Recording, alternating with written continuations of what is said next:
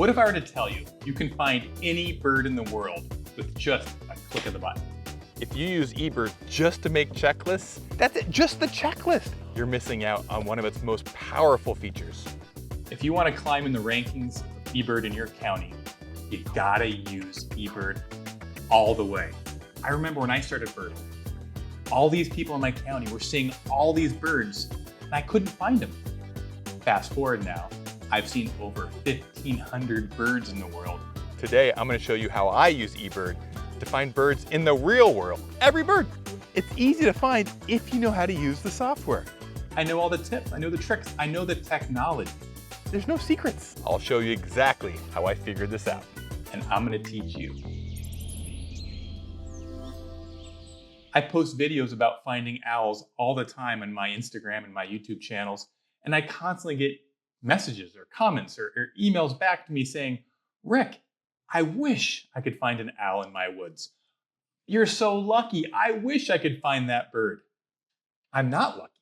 It's actually really easy, and you can do it too if you use the tools at hand. I'm going to give you step-by-step instructions on how to find any bird in the world. But for this case, I'm going to teach you how to find an owl in the woods near you. Let's dive in. This tutorial is going to be a step-by-step. So grab your laptop and we're going to go into eBird. I'm going to show you how to do it. And then I'm going to see if it works and go out in the field and try to find the bird. First thing you do is go to ebird.org. Type in eBird, and here's step one. If you don't have an account yet, get an account. It's absolutely free. It's been around for over 20 years.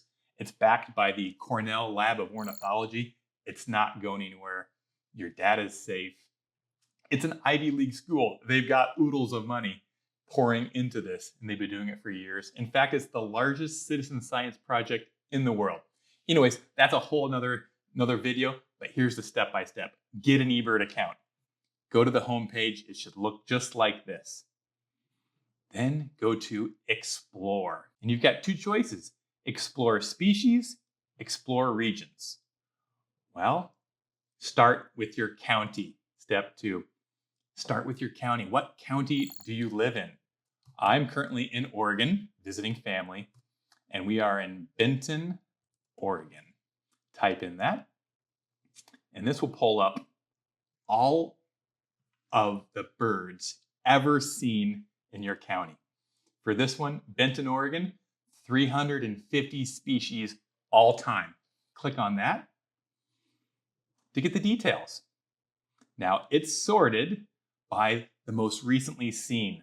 So today, or yesterday, however long this was updated, 32 hours ago this was updated, and Anna's hummingbird was seen. Well, I want to see an owl. Well, this is kind of annoying to have to sort through this list to find an owl. Let me show you another way. If you go down here to the illustrated checklist on the left, click on that. A lot of people don't know about the illustrated checklist. It's such a wealth of information. It goes through all 350 species, where they were seen, and when. I'm not going to go through this list, but you can explore your county. And what's cool is it has the most popular photograph of that bird in your county. All right.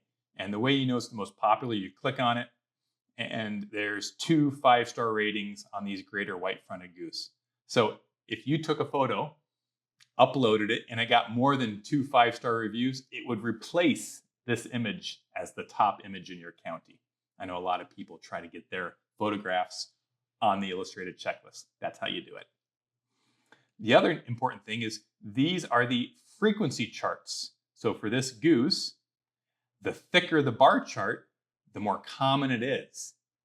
So you can see here, this is a migrant because the bar chart gets bigger in April and then goes down to almost nothing in the summertime. So I know this bird migrates into the area and then out. The Ross's goose here, well, it is hardly or never, it's never been seen here end of March, April, May, June in the summer. So it's only a winter bird. That's important to know when you're looking for birds. So let's go down to the owl section. Let's first see how many owls are even possible in my county. So let me count. A barn owl, 1, screech owl, 2, snowy, 3, oh, that's hardly ever here. Great horned owl, 4, pygmy, 5, burrowing, 6, spotted, 7, barred, 8, great gray owl, 9, long-eared owl, 10, short-eared owl, 11, saw-whet. There's 12 possible owls. Which one should I look for? Well, if I were to look for one today, it would be one that was the most common found in February. And look here, there's a couple owl species that are called sensitive. They won't give you the location because those owls are special. There's a whole thing about sensitive species on another video of mine. That's not for today's lesson. All right, I want to find an owl that's hard to find in the summer, but easy in the winter. Looks like short-eared owl fits that. I'm going to try to find a short-eared owl.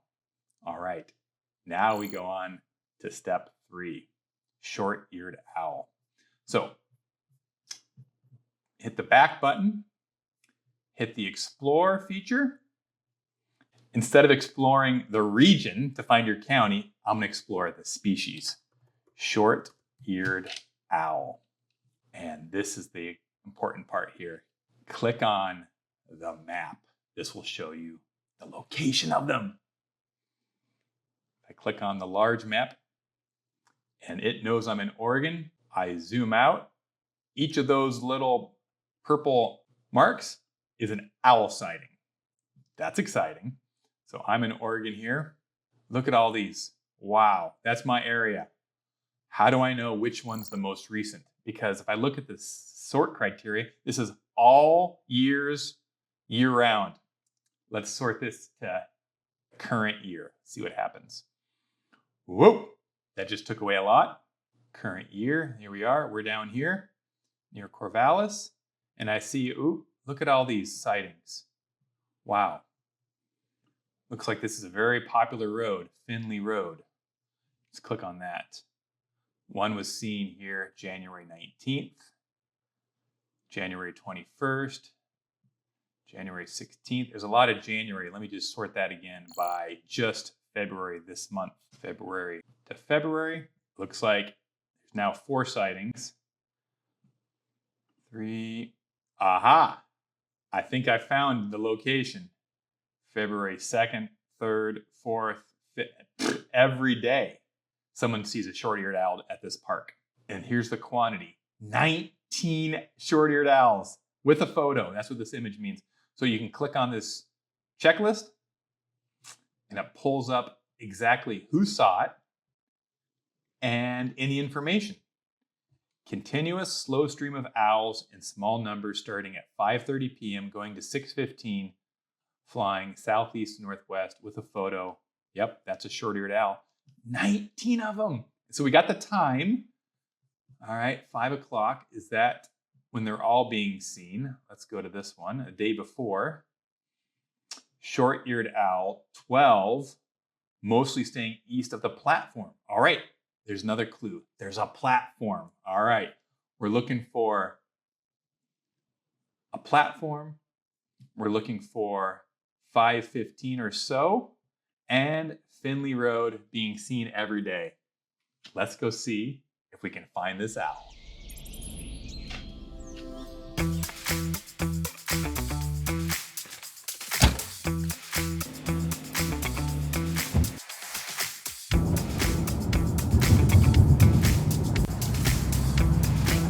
Beautiful day! Beautiful day! Am I the only one that triples up when I go to Starbucks? Tall Americano. Pike's roast for when the Americano's gone. And a water to stay hydrated. We made it to ground zero and there's birds everywhere. Wow. Look at them all.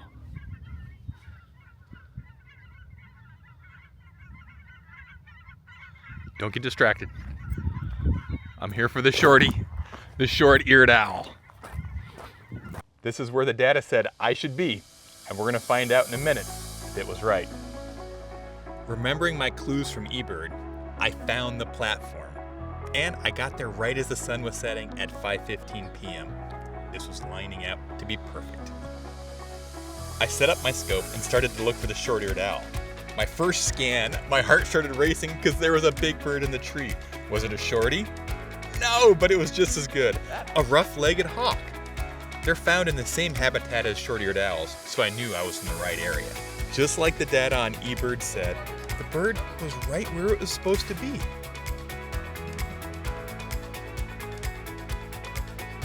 I thought I had the place to myself, but then all of a sudden, the quiet got broken. Oh, now we got a whole school bus of kids. It was unexpected. What is this? A huge field trip. 50 high schoolers piled out of a bus. They were on a birding trip with their nature club, and they all took turns looking at the short-eared owl through my scope. How cool is that to share this nature moment with a bunch of the next generation? Once they all saw the owl, they had to get going. But then others started showing up one by one. I guess this isn't quite such a secret. We just had a shorty flying around, and then it hightailed all the way up. It also gave us great flight views when it finally took off from its perch. And just like that, we saw the short-eared owl. And it was exactly where it was supposed to be. Thank you, eBird. And I got to experience it with 50 high schoolers. That was fun. Unexpected.